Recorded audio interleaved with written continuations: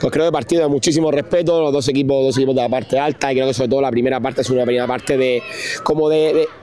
conocernos, de ver lo que iba pasando en el partido. Sí que es verdad que creo que los últimos minutos de la primera parte nos hemos estado un pelín mejor a raíz de la lesión de su jugador número 9, que es una de las piezas importantes de ellos, y en la segunda parte pues al final se desvirtúa todo con la expulsión que nuestra de nuestro jugador, y el partido cambia completamente, claro. Yo solamente digo que si un árbitro a 4 metros no ve esa acción, un línea a 20 o 30 metros no puede expulsar a un jugador, dejar a un equipo con uno menos y evitar esa falta. Yo lo siento mucho, pero si el árbitro no lo ha visto, debería haber seguido el juego. Es mi manera de verlo y mi opinión. No entro si ha sido o no ha sido, pero es un árbitro tan cercano, la pita, un línea, levanta banderín, que muchas veces, incluso en esta categoría, los árbitros miran a línea y prevalece la decisión del colegiado, muy discutible.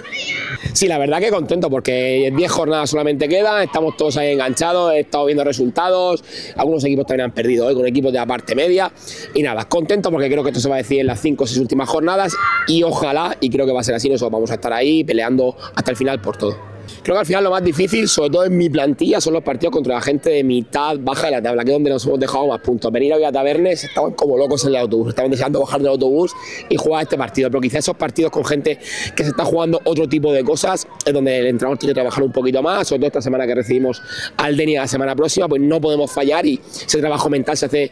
más ahí. Y la carga física, pues ya muy poquito, ya vamos casi de partido en partido, martes casi no hacemos nada y jueves ya preparamos el partido del rival, y como te digo, carga física, el preparador físico preparó a principio de temporada para que estos últimos meses llegáramos en las mejores condiciones e intentar pues competir todos los partidos al máximo, como lo hemos hecho hoy.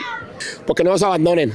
llevamos 2 años muy bonitos con 2 ascensos consecutivos, que es muy difícil, y este año seguimos en la pomada, y creo que eso es muy bonito, porque al final hoy un autobús completo de gente de Torrevieja, nos siguen allá donde vamos, y aparte el equipo hace las cosas bien. Creo que, como te digo, estamos ahí por algo, porque creo que trabajamos bien, creo que somos un equipo valiente, y eso engancha a la gente.